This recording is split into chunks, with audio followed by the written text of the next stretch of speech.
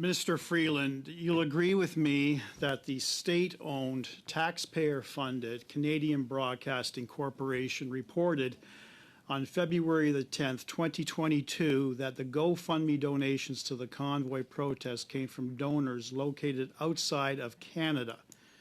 You'd agree with that?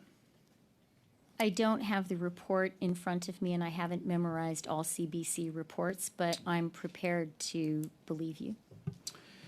In fact, they stated that the donations came from America, United Kingdom, France, Germany, Australia, New Zealand, and the Netherlands. You'd also accept that as fact? I don't see the article before me, but you say that's what it says.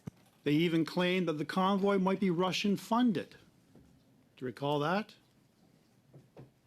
Again, you're reading from the article. Yes. On March 21st, 2002, the CBC, without any explanation, without apology, without any clarity, retracted their story regarding the funding of the protest. You were aware of that?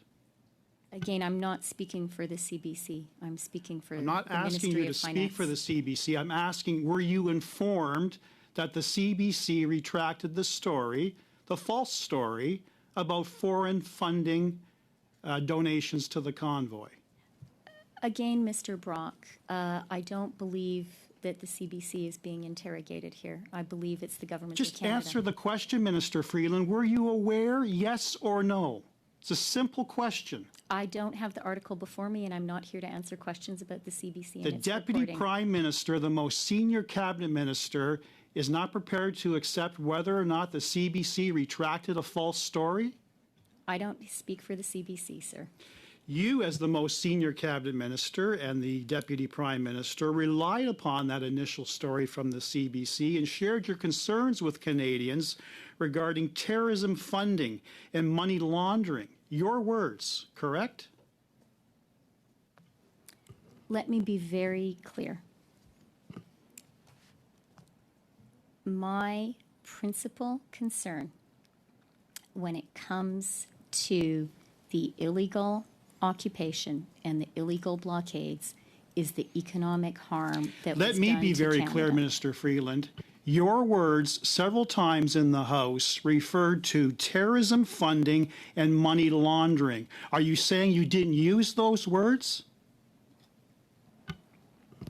I am speaking here today, and I am talking about the central motivation of our very serious actions. And I'm here to ask you questions, and I expect, unlike question period, I expect a response. So my response is, do you recall using the words terrorism funding and money laundering in the House and reporting outside the House? Yes or no, Minister Freeland? I believe if we were in a court of law where I think you once worked, that might be called badgering the witness, Mr. Brock. Chair? Yeah. Can we allow the question to be answered? Yes. Thank you. As I said, my core concern as Minister of Finance and my central justification for these very serious measures that we put in place, as was clear in my opening statement. You're not answering the question. I'm going to move on. You're not answering the question, and I will move on. Madam Chair, on a point of order. The witness may not like the questions, but she's not entitled to establish her own facts in responding to an answer that is non-responsive and not relevant to the question. I'd actually just, we'll move back 20 seconds, allow you to ask your last question.